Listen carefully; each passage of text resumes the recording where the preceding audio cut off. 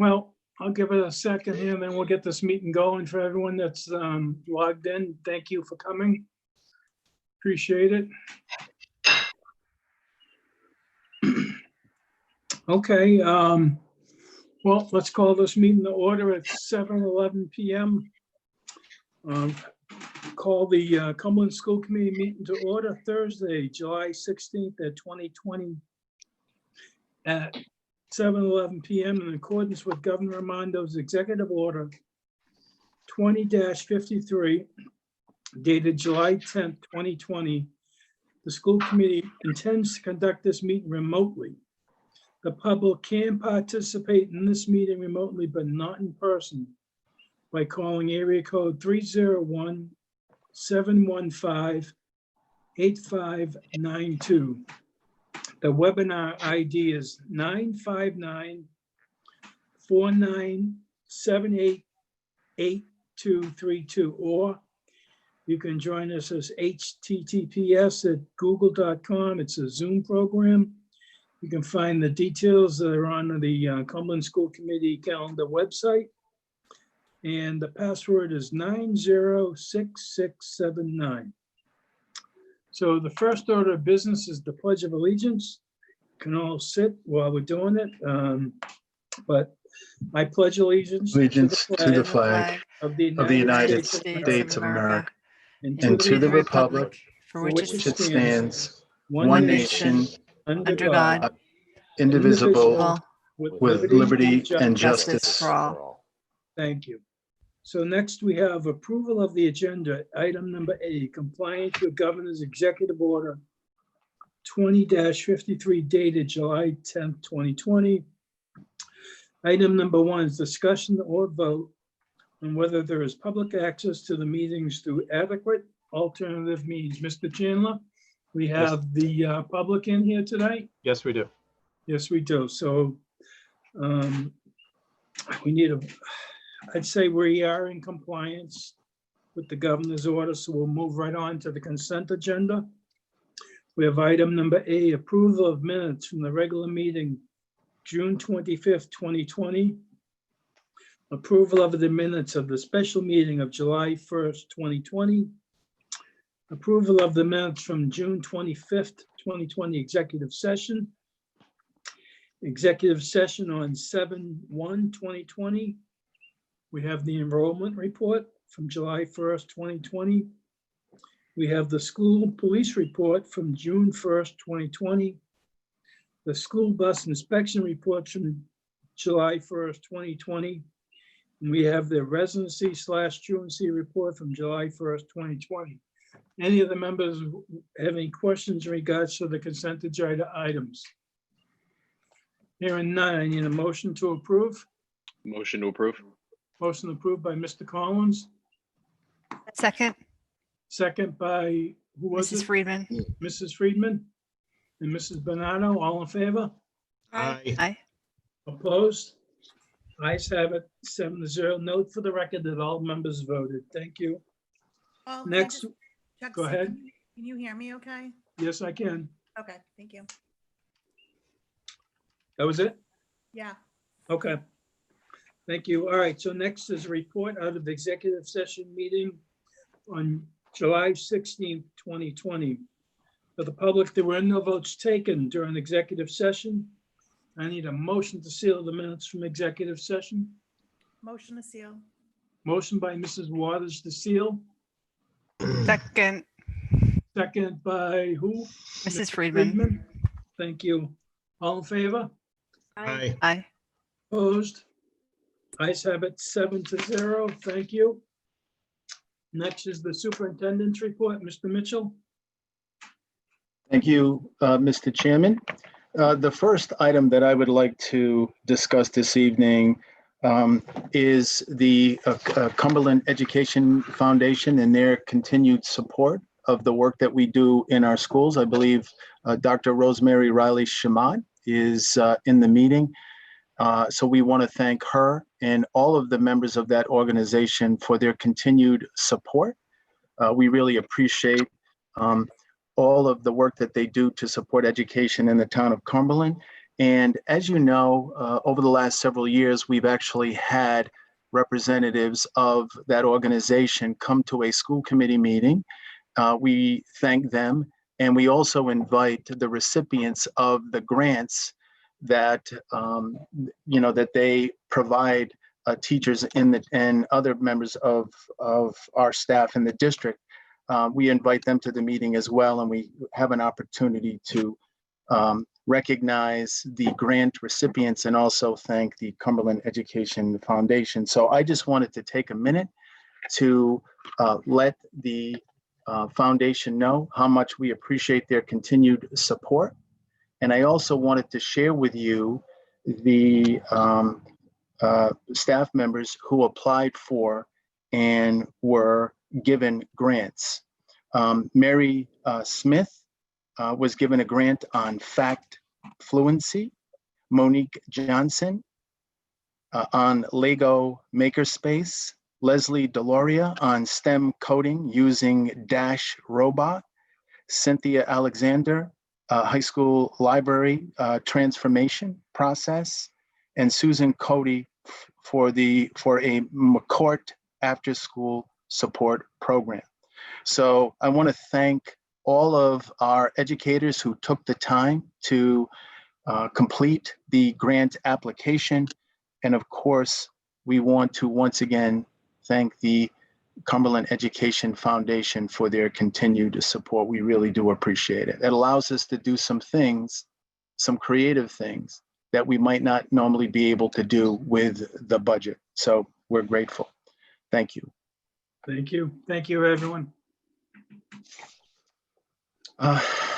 Mr. Chairman, I'd also like to just give you an update and everyone an update on our reopening of schools plan.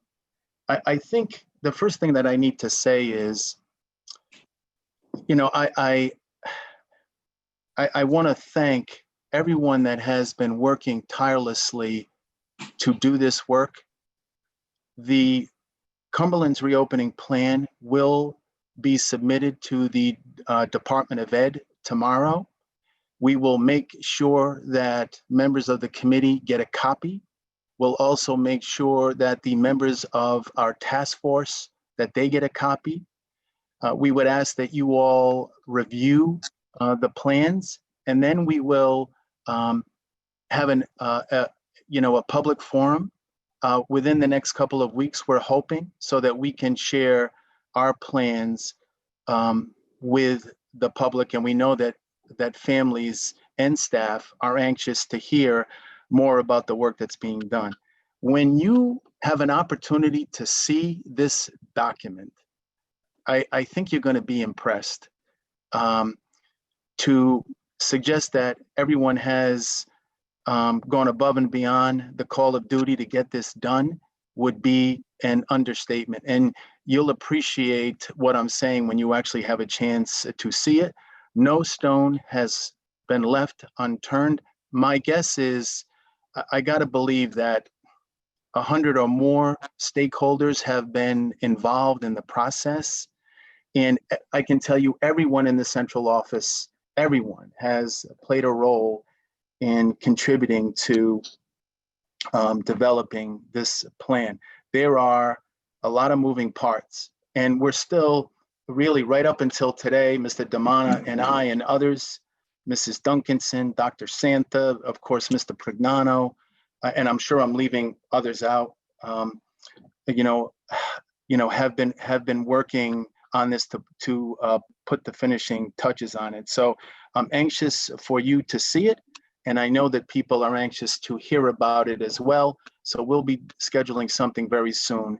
And as I've mentioned to you recently, there is still a lot that we don't know.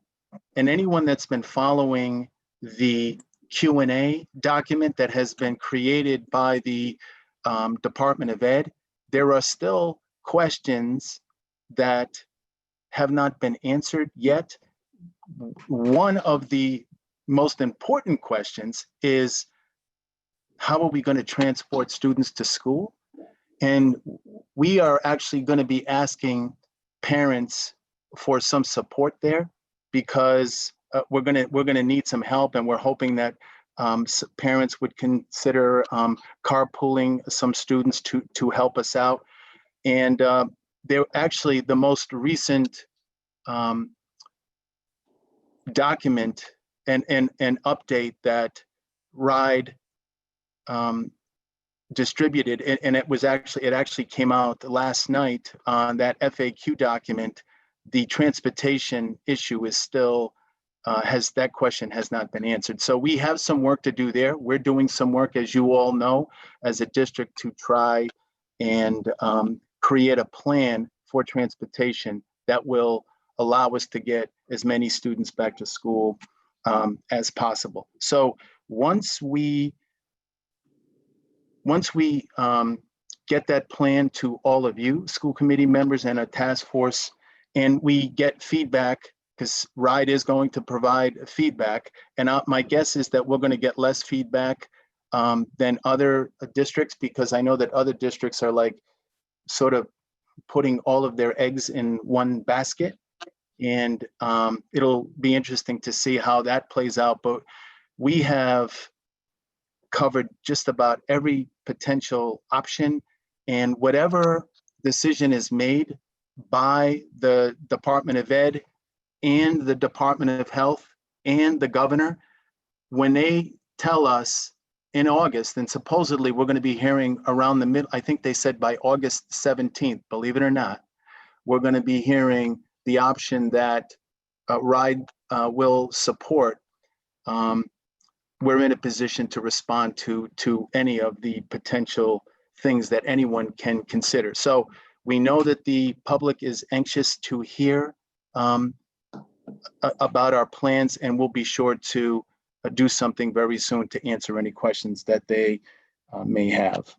So I don't know if any members of the committee have any questions. If not, I will move on. Mrs. Friedman?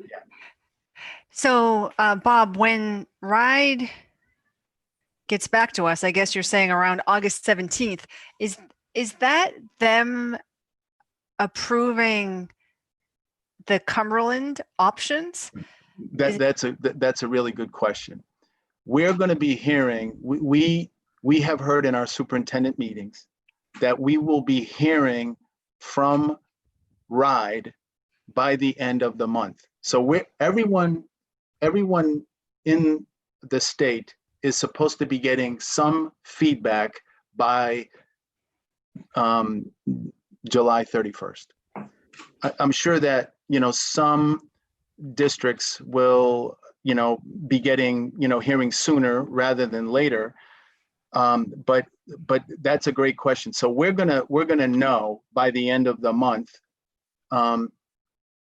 whether or not we need to make any revisions to our plans. So, for example, it's been stated publicly that RIDE is not going to approve or deny a plan, but if they don't feel that what has been recommended is being met, then they will ask for revisions related specifically to those areas of concern, or those areas that they feel are in need of revision.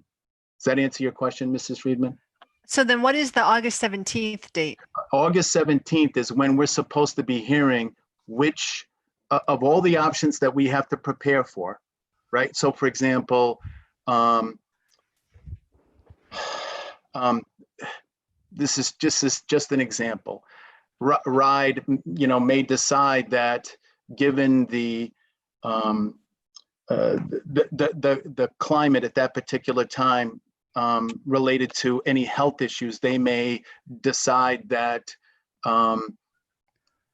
we may need to start the school year with distance learning, for example, or they may say that we absolutely positively want all elementary school students to attend school every day, but you can allow middle and high school students to come in on alternating days, for example. So that's the sort of guidance that I'm expecting we'll hear by the middle of the month. Now, Mr. Damana is also in the meeting. Is that pretty much what we've been hearing, Mr. Damana, in our meetings with the superintendents? Yeah, that's accurate, Bob. So by the 17th, if conditions have shifted, they may decide to have us go in a certain direction. But up until that point, districts are going to have a choice based on their fiscal, platform and profile as to what direction they're going to go in. So is it possible that that RIDE could, no pun intended, override the option that we think is best and make an option and choose an option that's for the whole state? Is that? Well, their guidance has been really specific in terms of the plans that they want us to, at minimum, create. And I believe that they're for a reason. So is there a chance that they could override it? I think there's a good chance that they could. Sure, I wouldn't say that they wouldn't in the event that conditions called for it. But we try to make plans that can adapt to pretty much anything they ask for. They asked for 3. We actually have 7 different scenarios that we can shift to. Thank you. Mr. Collins, you have a question? Yeah, Mrs. Friedman touched on part of it. So when the remote learning started back in March, the directive came down, everybody's going virtual learning. It was uniform across the state. So now what we're looking at is conceivably every district could have a different plan. Is that correct? Or similar plans, but they will be different. Well, one of the things that we were hoping for was some consistency. And, it's kind of ironic because, in our meetings, there has been some concern that unless there was more specific guidance and a requirement for more consistency, clear consistency across the state, that we might end up in the same situation that we were in with graduation, right? Where districts were all over the place. So I think RIDE's expectation is that all of the districts should be doing something with elementary school students. Like, I mean, in our meetings, the Department of Ed rep, Anna Riley, the deputy commissioner, has said that the expectation is that all elementary schools, at the very least, all elementary school students would come to school every day. So that, and there's been a lot of conversation in our superintendent meetings about that, but that is at the very least what the Department of Ed is requiring for the start of the school year. We are prepared to do that. It's not going to be easy, but we're prepared to do that. But I'm not so sure that other districts feel the same way. So it will be interesting to see how this, and I'm not passing judgment, that's just an observation. It'll be interesting to see how this whole thing plays out. I think the other, I don't want to ask you to speculate, but if it was to come down to full remote learning, distance learning, home learning, is it fair to say either you and Mr. Damana that would come from the governor's office around August 17th? I don't think there's, and I might be wrong about this, but I don't think there's going to be a district that is going to make a unilateral decision to do distance learning for everybody. I don't think that's going to happen. I mean, I might be wrong, but I think districts will only do that if they absolutely positively have to. And you know what? Everybody wants students to come back, but we know that there are, and you probably have all heard from parents who are concerned. I've, had conversations and have received emails from parents that are concerned. We know that there are staff members that are concerned. We know that really worried about themselves. Some are immunocompromised, or they live with someone that is immunocompromised. So, it's really going to be interesting to see how this whole thing plays out.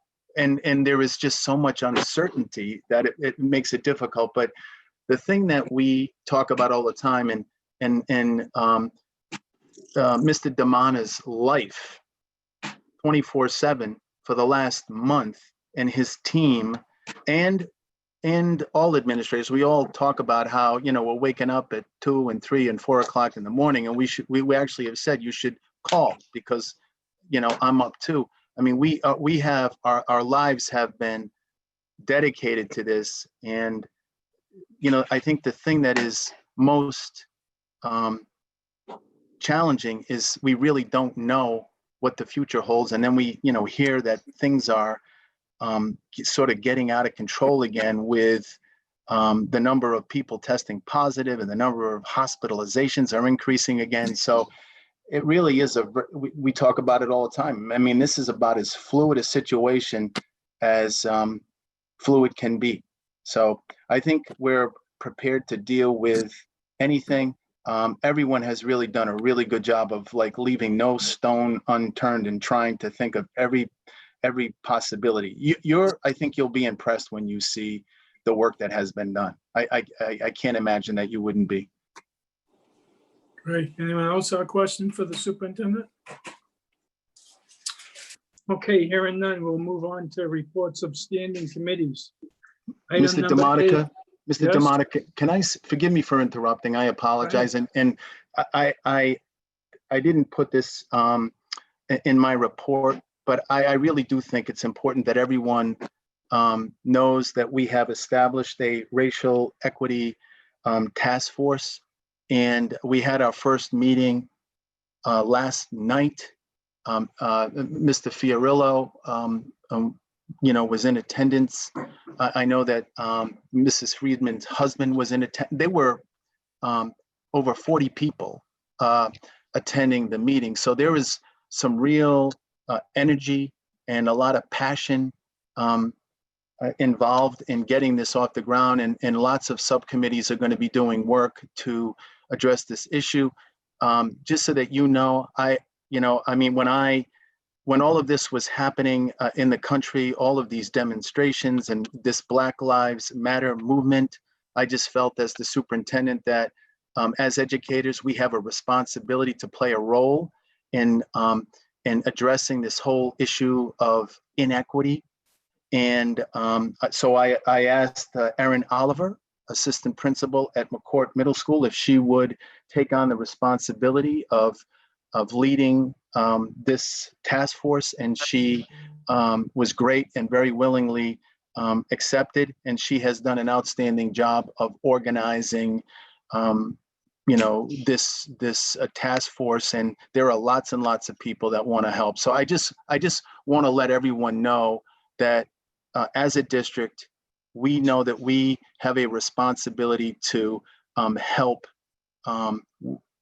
ensure that everyone is treated with dignity and respect and equitably. So you'll be hearing more about that moving forward. And thanks to everyone who, are really passionate about their willingness to help. Thank you, Mr. Chairman. Mr. Mitchell, do you think it's something that we may want to add to our standing committees? Maybe Mrs. Oliver can update us once a month or something? Sure, I'm sure that she would, be willing to do that. So yeah, she's already done some really impressive work. So I will certainly talk to her about that. And if the committee would like to, get occasional progress reports, and you know what, one of the things that we realized, this is not a sprint, it's a marathon. And if I could just give you one example, and I used it last night in sharing my personal feelings about this. I'm a little embarrassed to say that I don't recall ever hearing about, this is just an example of Juneteenth. I don't recall ever hearing in my schooling, during my personal schooling or since, anything about the Tulsa massacre. I think we have a responsibility to respond to these things. So that's just an example of the sort of thing I think that we need to address. So anyway, so you'll be hearing more about that as time goes on, and maybe at some point in the future we can actually have Mrs. Oliver, come before you and share the work that's being done. And we also have a person, Mr. Damana has set this up, he has an acquaintance, a friend and professional colleague from his prior experiences who will be coming to our administrative retreat and helping us to move this important issue forward. Thank you. Okay, thank you. That sounds good. All right, next we'll move on to reports of standing committees. Mr. Salvatore, payment of bills. Thank you, Mr. DeMonica, Chairman DeMonica. Fiscal Management did meet tonight at 5:45 PM. And we did approve the payment of bills 3-0 for the total amount of $834,792.61. And I would like to make a motion that this committee passes it. Mr. Salvatore makes a motion to approve the payment of bills in the amount of $834,792.61. Do I have a second for that? Second. Anyway, seconded by Mrs. Bernardo. Any discussion? All in favor? Aye. Aye. Ayes have it 7-0. Thank you, Mr. Salvatore. Thank you, Payment Mr. bills. DeMonica. Next is Fiscal Management Subcommittee update. Yes, thank you, Mr. DeMonica. Like I mentioned earlier, fiscal did meet at 5:45. All members were in attendance. We did have a lot to discuss, which there's a lot of items on the agenda that we will talk about in a little bit. We did approve the payment of bills. Mr. Prignano gave his business monthly report, which is more to come out on that. Also, we did discuss the playground repairs, the teacher substitute pay, Sedesco food contract, the employment contract for the confidential employment contract regarding the confidential assistant to the Director of Special Ed. And we will touch base on that in a little bit. Thank you, Mr. DeMonica. Thank you, Mr. Salvatore. Next, item number B, item C, Policy and Procedures Subcommittee update, Mr. Fiorello. Yes, thank you, Mr. Chairman. Policy and Procedures did meet for the first time in a very long time on Tuesday. We touched on 3 policies, the new amended version of the transportation policy, which we'll be discussing and voting on later. Also, the attendance policy, which we are making some changes to because of the prospect of virtual learning. That policy was tabled and will be discussed in a couple of weeks. And we also discussed the new policy G10 staff hiring, which is the first piece of site-based management. It's a lot of practice that we've already done, but we will discuss it further on in the meeting when we have the first reading. Thank you. Thank you, Mr. Fiorello. Next is item D, Achievement and Communications Subcommittee update, Mrs. Friedman. Yes, we have not met since the last meeting, but we are meeting Tuesday night with one primary topic around discussion of the fall reopening plans from a teaching and learning perspective. But as Mr. Mitchell said earlier, the plan is just being submitted tomorrow. It won't be approved until, or given any comments on until, the end of the month. And then we don't know what yet will happen in August. So on Tuesday night, we'll just learn more about the various options, but it won't be about what the option is because we won't know that until, in a few weeks time. So I just want to let people know everyone's more than willing to attend to learn a little more about what the options may be, but the final decisions aren't happening still for a few weeks. Great, thank you. Next, item number E, District Health and Wellness Subcommittee update, Mrs. Bernardo. Thank you. Yes, we will be meeting at some point in August. We're going to be working on scheduling a time as we're getting ready for the new year, depending on what that looks like.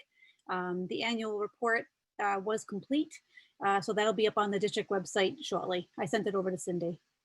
Great, thank you. All right, so next we have comments from the public. If you'd like to comment, the school committee has a policy of 3 minutes.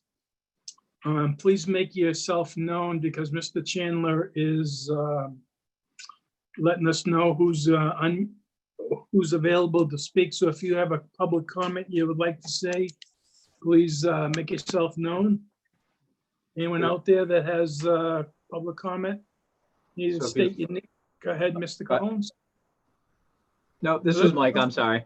If anybody wants to speak, they can use *9 to unmute themselves if I can't see you raising your hand.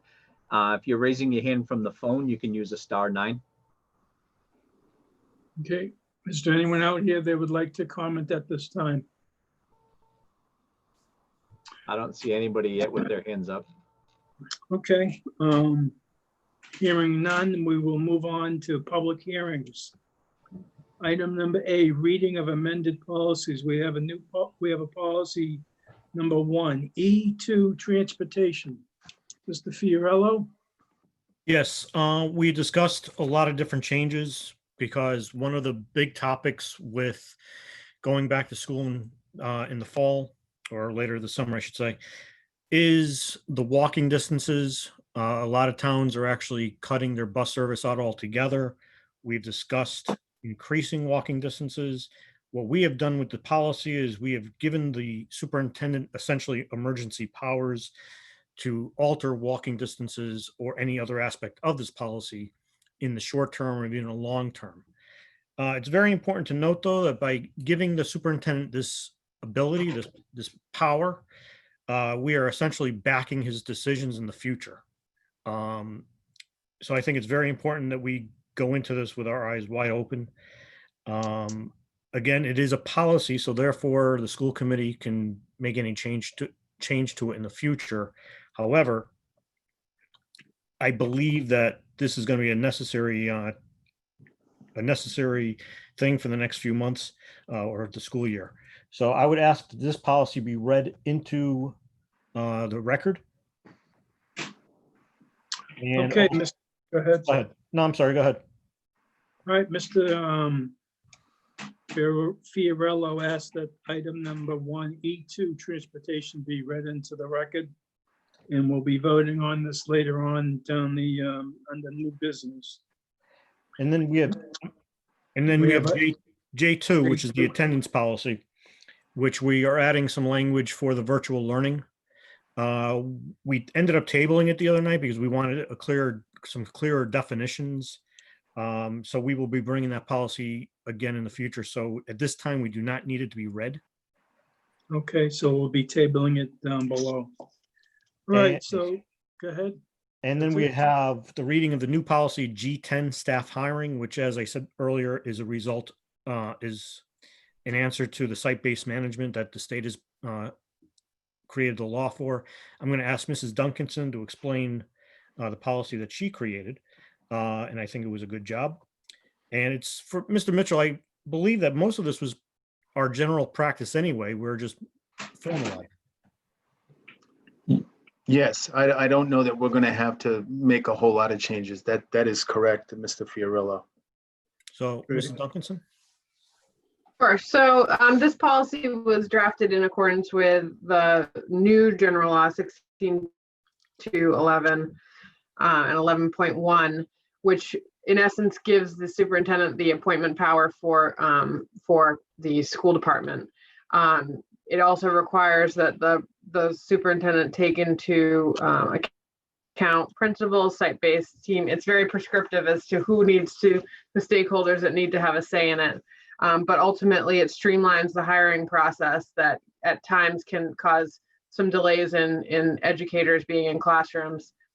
The policy as drafted is pretty clear about each of the groups. And then at the end, I would still submit a report to the school committee every month indicating who had been hired so that you can remain apprised of the hiring. Obviously, this Okay, is I'm this breaking is up. not. I'm not sure if it's everyone. Can you hear me? Yeah, I can hear you Yeah. just fine. Okay. All right. This policy, I just want to make it clear that this policy does not supplant any budget additions that you would need. So if we're looking to add a unbudgeted position, we still would need your approval in that process. This is just filling positions that you've already approved in the budget. Okay. All right, thank you for that explanation. All right, so we have item number C, public comment. Is there any public comment in regards to these policies that we're going to vote on down below? The public, just please make yourself known to Mr. Chandler or unmute yourself so that we can hear you. I don't have anything at this time. Okay, Mr. Chandler, thank you. So, all right, so we will move on to item number X, which is new business, discussion and or vote to approve the employment contract for the confidential assistant to the Director of Special Services. Who's going to take that? I'll take it, Chair DeMonica. Yeah, I can start it at least. Thank you. This did run through our fiscal management subcommittee meeting, as mentioned, that we had tonight at 5:45. This was presented in front of us. This is a budgeted position. This person that is currently in the role was under a one-year contract, and now we're extending it out for a 3-year contract, which is very normal procedure for this committee right. from the All right. Superintendent Mitchell's. And I would like to make a motion to approve. And this did pass 3-0 in fiscal. I apologize. All right, thank Second. you. Mr. Salvatore makes a motion to approve the employment contract for the confidential assistant. Mr. Collins makes a second. Any other further discussion? Hearing none, all in favor? Aye. Aye. Opposed? Ayes have it, 7-0. Congratulations. All right, next is item number B, discussion and or vote on teacher substitute pay. Mrs. Duncanson, do you want to take that one? Mr. DeMonica, Chairman DeMonica, if I could start it, please. Go ahead. This also came in front of fiscal management. This did pass 3-0 to send it to the full committee. Mrs. Duncanson can touch base on it, but in a nutshell, there's 2 scenarios here.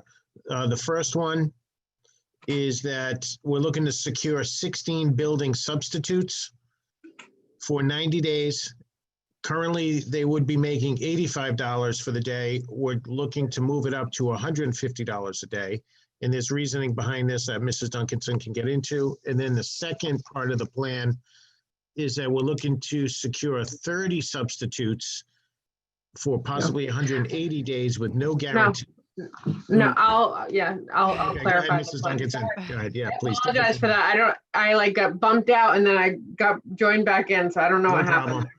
So the COVID situation really, and the COVID reentry plan is really, we're required to address our substitute situation, and also it presents some challenges for the district. So the daily screening procedures required for all staff is likely to increase our daily absences. And the stable group requirements as of the plan is prohibits the combining of stable groups, including adults, and the use of subs from building to building really risks the cross-contamination of that. So we're trying to really limit the schools that our substitutes are in. The proposal is really to increase 2 wages in front of you tonight, but I provided you background as to the reason behind that. So the proposal addresses the securing of 16 building substitutes that would be dedicated to schools based on needs. So a bigger school would get more of them, a smaller school might get less. But the 16 building-based substitutes would work for us for 90 days at the rate of $150 a day. They would be committed to that school and committed to us for those days, so they won't be going to other districts and risking the contamination and bringing it back to Cumberland. So that is the proposal, to increase those individuals that are willing to commit to the school and to us for 90 school days, whether those are 90 days in a row or 90 days rolling, we're not sure yet, but the fall will be telling in that. The second proposal is we're still going to need the day-to-day subs.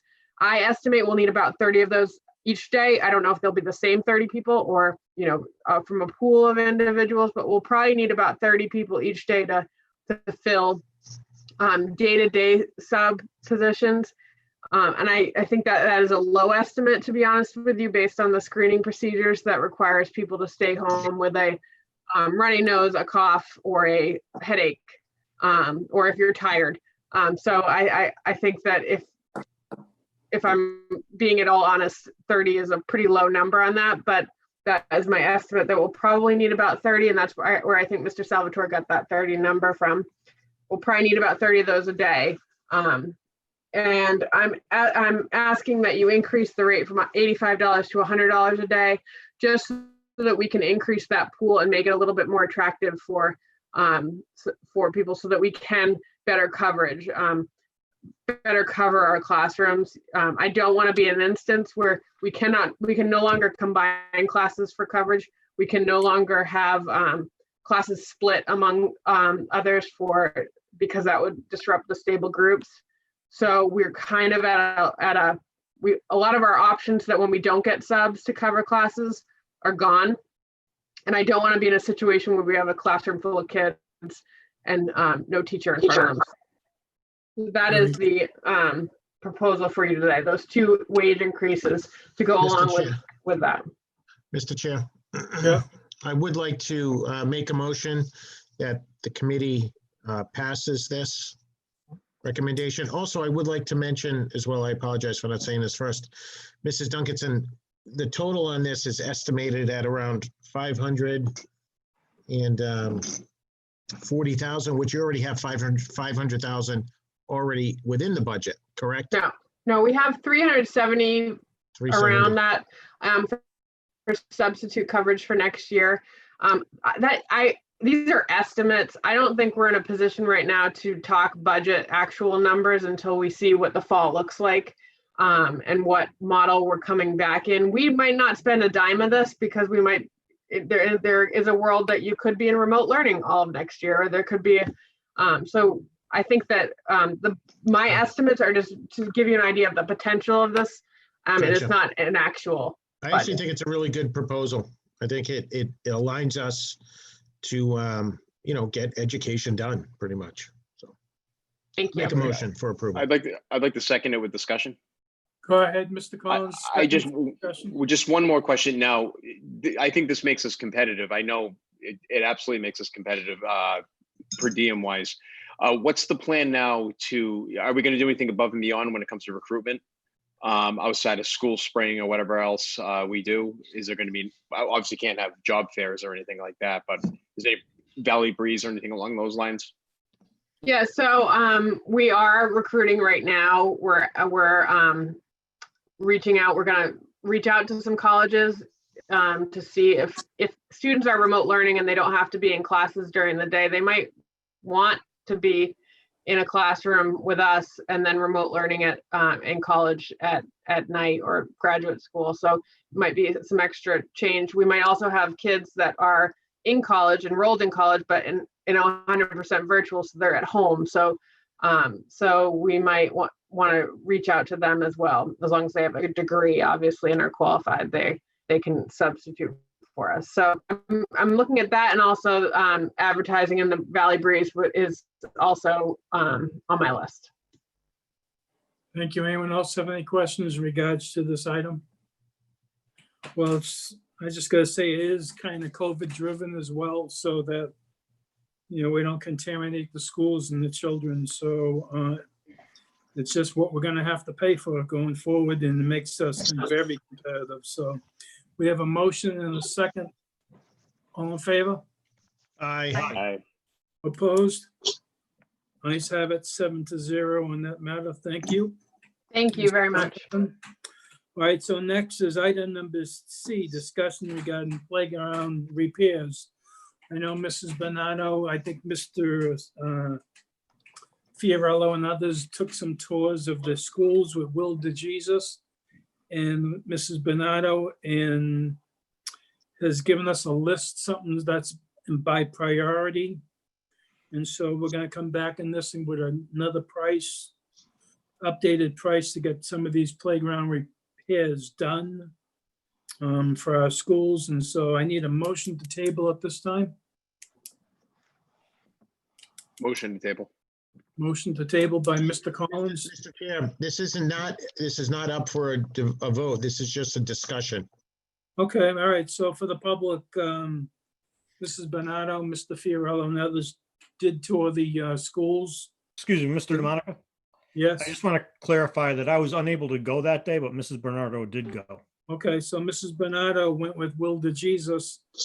And actually, I want to have Mrs. Bernardo, tell us what happened because she was the one that went out there and looked at all the equipment. Go ahead, Mrs. Bernardo, on this one. All right, thank you. So yes, so we went out to all of the elementary schools and we had the report from the playground companies. So we went out to review all of the things that they pointed out to us back in June. And in going through all of these recommendations and suggestions and the different things that they pointed out to us, we basically checked on all the equipment and prioritized the items at each playground that were absolutely necessary to be repaired and looked at now due to safety. And some of the other things that are maintenance issues that need to just be looked at and watched over the next however long it takes, to prioritize the what order the repairs need to be done. So the report that I shared kind of shows that priority based on the most important things that need to be addressed like immediately. And the others are things just for us to keep an eye on. Okay, thank you. And I know talking with the business manager during fiscal, they'll come back with an idea of how much it will cost us. Yes. And then the school committee can approve these repairs once we know where the funding will come from and make them safe for our children. So thank you for going out there with Mr. DeJesus and taking a look at that list. So thank you. So if there's no question for Mrs. Bernardo, I'll move on to item number D, which is discussion and/or vote to approve the Sodexo Food Services Contract and Amendment. I know this was held in fiscal. Mr. Salvatore, you here? Hearing none. So I'll tell you what happened.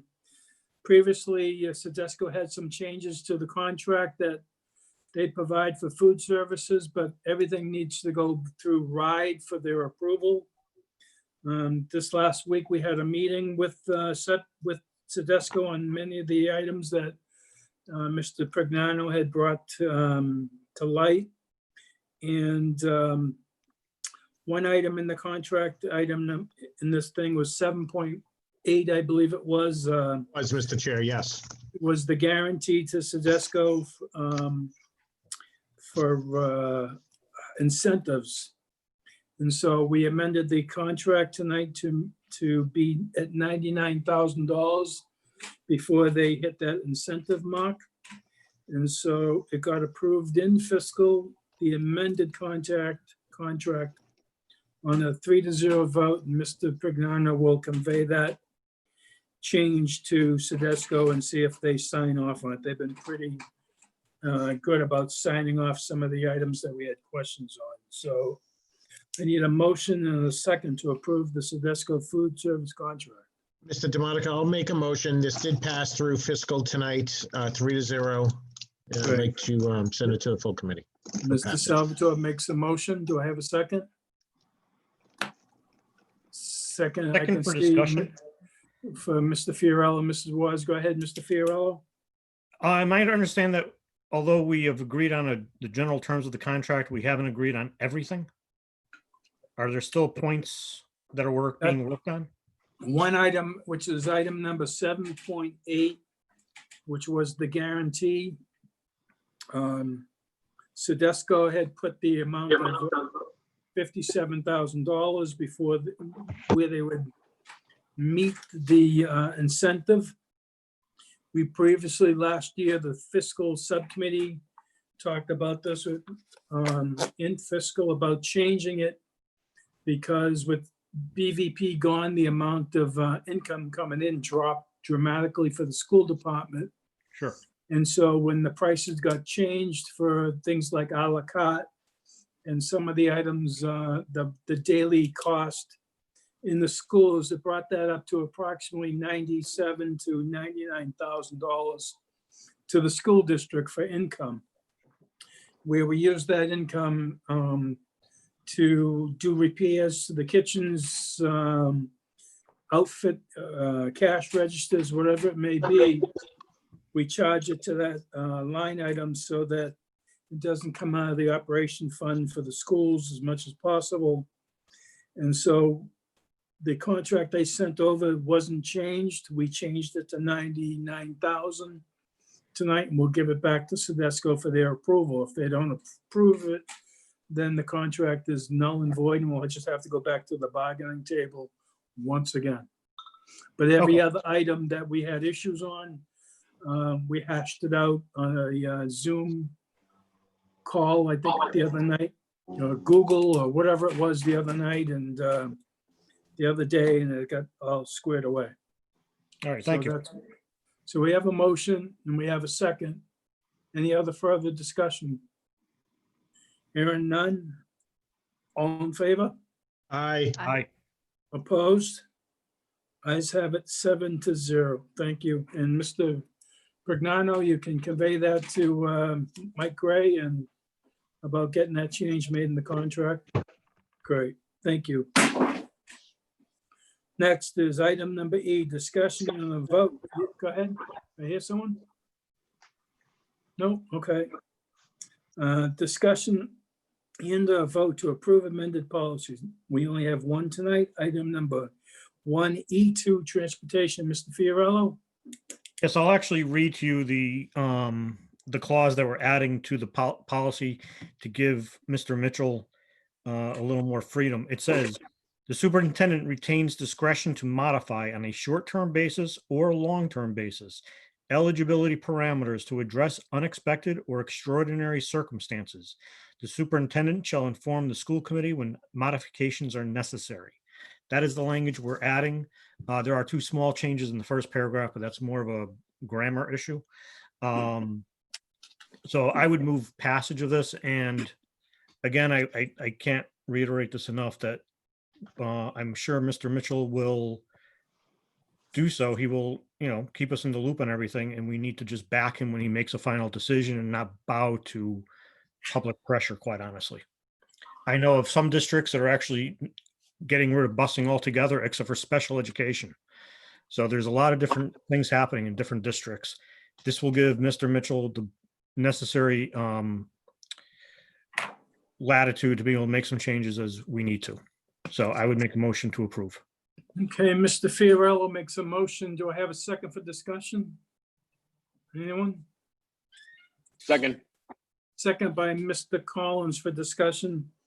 Just to go on what Mr. Fiorello said for the public, the legislature made changes to the governance of schools, and the Cumberland School Committee has to approve it by April of next year, where it gives the superintendent and his administration a lot of latitude in regards to some of these items that that happens regularly in the school committee meetings that will not necessarily have to happen. So this is just one of those items that's going to come up, and you'll hear more going in the next couple of months as we approve this new state law effective April of 2021 of next year.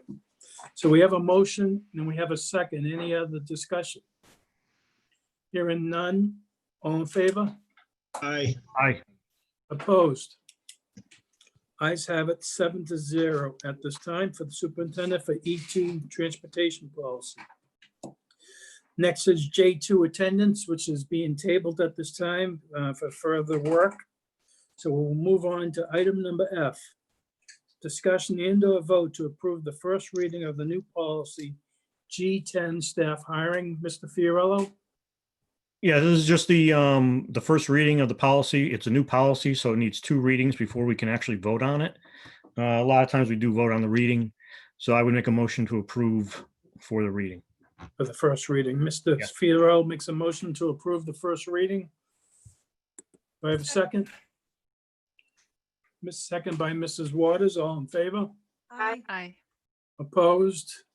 Ayes have it 7-0. Again, for the public, this is just one of those items that the new state law is going to have school committees implement, where the superintendent will now hire the staff, and we will just be notified of it. So that's kind of a good thing, so we don't get involved in some of these issues. Next is a personal recommendation, a vote on a resignation for one certified person. Mrs. Duncanson, you still here? Yep. Go Yes, ahead. I am. I'm sorry if I missed something in the last one. My earphones died mid thing and it took a minute for me to reconnect. It's been approved 7-0, the new Yeah. G10. I get that. Yep.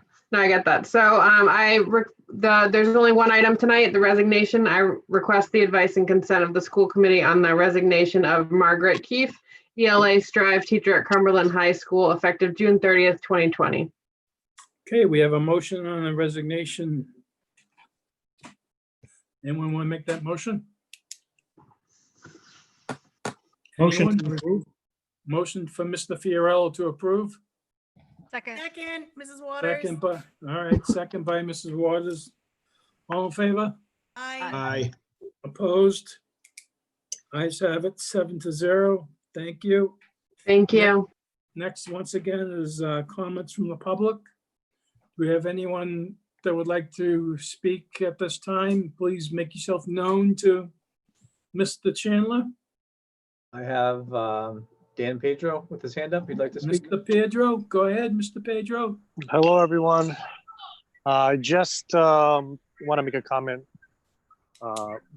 Mr. Superintendent Mitchell mentioned, I actually sent an email to a few of you, Juneteenth. That is part of my music curriculum. I sent you a link to the song, and I know that Cumberland does use Music K-8, so it's likely that in Cumberland's music classes, the students are learning what Juneteenth is. So just a matter of clarification there.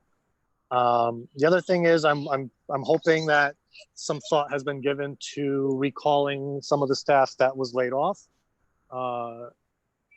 in anticipation of the amount of substitutes that we are going to need. We were at a shortage for substitutes all last year. And as I'm sure most of you are aware, most substitutes are of age. So recalling some certified staff that could cover classes in person and potentially through distance learning, I think would be to our advantage. And that's all I have to say today. Thank you. Thank you, Mr. Pedro. Is there anyone else that wants to make a comment at this time? Please make yourself known. I don't see anybody else at this time. Okay, thank you, Mr. Chandler. All right, so next is school committee comments, school liaison reports. Is there anyone from the school committee that'd like to make a comment or a liaison report at this time? I don't see anyone raising their hand. I'd just like to say to the public, to the school administration, thank you for all the hard work that you put in to this application. I don't want to say application, but the paperwork we need to send the RIDE tomorrow to have them review. And I'm sure in the next couple of weeks, we will have solid answers for you once RIDE gets their act together and comes up with a recommendation for all the school districts to kind of follow, and we'll make plans and we'll have a school year next year. There's nothing like in-house learning than do it virtually. And so for the public, you'll get some details, and Mrs. Friedman on Tuesdays having a meeting to kind of get something going on, but our application goes to RIDE tomorrow, and then we'll wait on RIDE for their review. So we will get something out to the public. Please bear with us because it's a working document at this time until it's finalized. So anyone else? Hearing none, Mr. Mitchell, do you have anything for executive session tonight? No, we do not, Mr. Chairman. And we cannot. Thank you, everyone, for attending tonight. I need a motion to adjourn. I'll make a motion to adjourn, Mr. DeMonica. Mr. Salvatore makes a motion to adjourn. Second. Second by Mr. Fiorello. Collins. My And days are Mr. limited, Collins. Mr. DeMonica. I'm trying to get as much in as I can. Well, then you have to come to the meetings, Mr. Salvatore. Oh. No, You can move- he's talking about once not Oh, on you the can school committee. Move to Oh. District 4 and write your name on the ballot. There you Right. go. I was going to talk to Heidi about writing her name in. Yeah, okay, thank you. For the public out there, hey, it's not to,